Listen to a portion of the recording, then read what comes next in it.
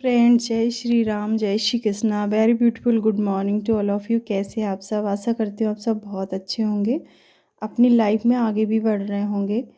ये सुबह मैं जल्दी उठ जाती हूँ, 4:30 पे मेरे दिन की शुरुआत हो गई थी और मैं सुबह उठ के जल्दी से पढ़ने के लिए बैठती हूँ, क्योंकि दिन में थोड़ा टाइम कम मिल पाता है, इसलिए सुबह प्रेफर करती हूँ पढ़ने के लिए। और सभी फ्रेंड्स जानते ही होंगे कि मैं हाई लेवल एग्ज़ाम्स की प्रिपरेशन कर रही हूँ। सभी को एक सजेशन देना चाहूँगी कि जब हमें गवर्नमेंट जॉब चाहिए होती है तो कुछ भी सुनिश्चित नहीं होता है कि हमें जॉब कब मिलेगी, कैसे मिलेगी। और सडनली जब हम प्रयास करते रहते हैं, सक्सेसफुल हो जाते हैं, तो हमें एक आइडिया लग जाता है कि हाँ, गवर्नमेंट जॉब कैसे मिलेगी और हमें क्या क्या करना पड़ेगा।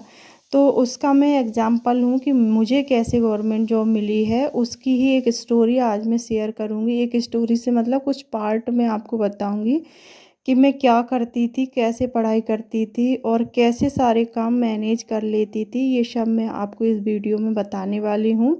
तो कृपया वीडियो में लास्ट तक देखें और अंत तक बने रहें। आपको ज़रूर कुछ ना कुछ सूटेबल मिलेगा जो आपके लिए फ़ायदेमंद होगा। तो मेरी जर्नी स्टार्ट होती है 2010 से। 2010 में कैसे स्टार्ट होती है, मतलब शादी के बाद मेरी 2010 में शादी हो जाती है। उसके बाद घर के कामों में मैं व्यस्त हो जाती हूँ। पढ़ाई से बिल्कुल दूर, कोसों दूर, कोई नाता नहीं रहता है मेरा पढ़ाई से। उसके बाद 5 साल ऐसे ही लगे रहने के बाद, स्ट्रगल के बाद, घर गृहस्थी में बच्चे ये सब होने के बाद 2015 में फिर मेरे हस्बैंड चुपचाप से सीक्रेटली मेरा एडमिशन करवाते हैं बीएड में, क्योंकि कोई नहीं चाहता था कि मैं पढ़ूं या आगे बढ़ूं या कुछ ऐसा। कोई बहुओं को कुछ ज़्यादा हमारे यहाँ सपोर्ट नहीं किया जाता है, इसलिए तो इन्होंने चुपचाप से एडमिशन करवाया बीएड में। उसका भी बहुत विरोध हुआ था, फिर हमने बीएड कर लिया। 2015 में हमारा बीएड हो गया। उसके बाद फिर 1-2 साल यूँ ही वेस्ट किए। तब कोई वैकेंसी ही नहीं थी। यूपी में बोला था हस्बैंड ने, यूपी में नहीं जाना है, यूपी की नौकरी नहीं करना है, यहीं पे रहना है एमपी में। तो इसलिए एमपी की नौकरी का वेट कर रहे थे, कब टीचिंग एग्ज़ाम्स की वैकेंसी निकले। इसके बाद 2017 में वैकेंसी आई।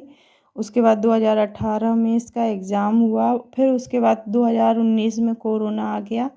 कोरोना के बाद 3-4 साल ये वैकेंसी ये है ना लटकी रही। उसके बाद हमने प्रिपरेशन स्टार्ट की, और प्रिपरेशन में कैसे करती वो भी मैं बता देती हूँ आपको। मेरी बच्ची छोटी थी, छोटी वाली बेटी। बड़ी बेटी तो बड़ी थी, मतलब 5 साल की थी, 5-6 साल की।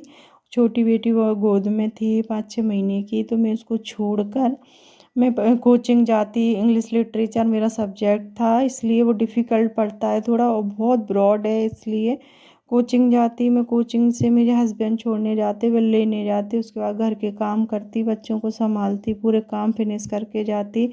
शाम की कोचिंग लगा रखी थी मैंने। उसके बाद मैं घर में आती तो नीचे पढ़ना पॉसिबल नहीं हो पाता था, तो मैं छत पे चढ़ जाती थी। वहाँ पे मैंने एक बल्ब लगा लिया था, वहाँ पे 11 से 12 बजे तक पढ़ती रहती थी। उसके बाद नीचे आ जाती और फिर मैं सुबह उठती। सुबह उठने के बाद फिर सुबह पढ़ाई कर लेती जब तक ये लोग सोते रहते तब तक। उसके बाद फिर घर के काम स्टार्ट, बच्चों को स्कूल भेजती, बच्ची को, बड़ी वाली को। उसके बाद फिर घर के काम, फिर दोपहर में पढ़ाई करती। इस तरीके से मेरा रूटीन चलता रहा। उसके बाद मैंने जॉब ज्वाइन कर लिया।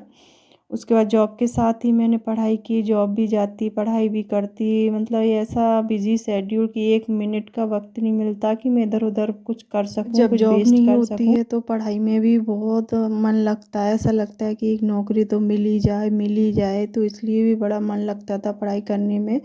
एक भी मिनट इधर उधर वेस्ट नहीं होता था मेरा। सभी अब क्या, मैं पढ़ती रहती थी। 4 साल लग गए जॉब लगने में, क्योंकि कोरोना आ गया। एग्ज़ाम तो 2018 में बार बार बता ही चुकी हूँ, 2018 में क्वालिफाई हो गया था, लेकिन ज्वाइनिंग 2022 में हुई।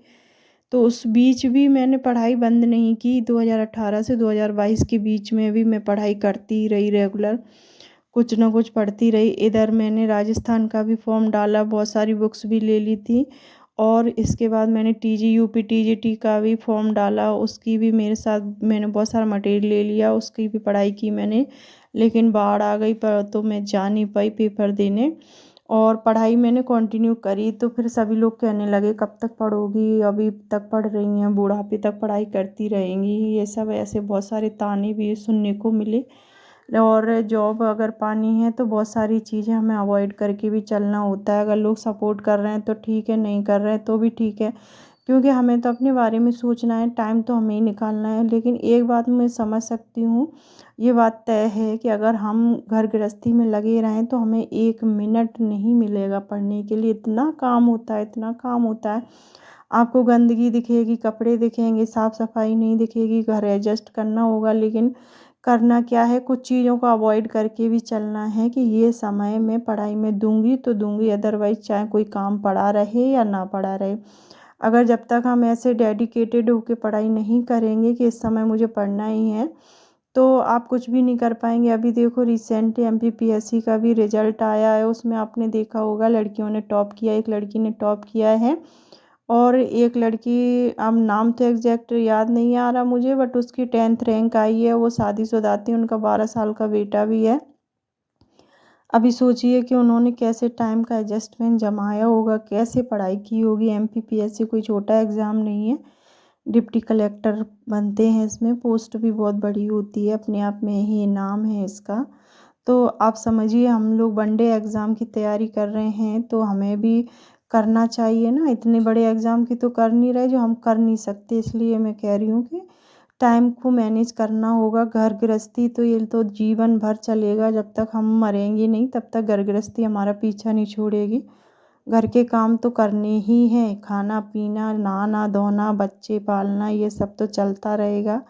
लेकिन एक जब उम्र होगी ना, अपनी उम्र निकल जाएगी, तो उसके बाद फिर पछताते रह जाएंगे हम, और कुछ नहीं, कुछ कर नहीं पाएंगे। क्योंकि जॉब पाने की भी तो एक एज होती है ना, और पढ़ाई में मन लगाना ये भी बहुत बड़ी बात है अपने आप में। और मेरी फ्रेंड है एक, उसका 2018 में सिलेक्शन नहीं हुआ था।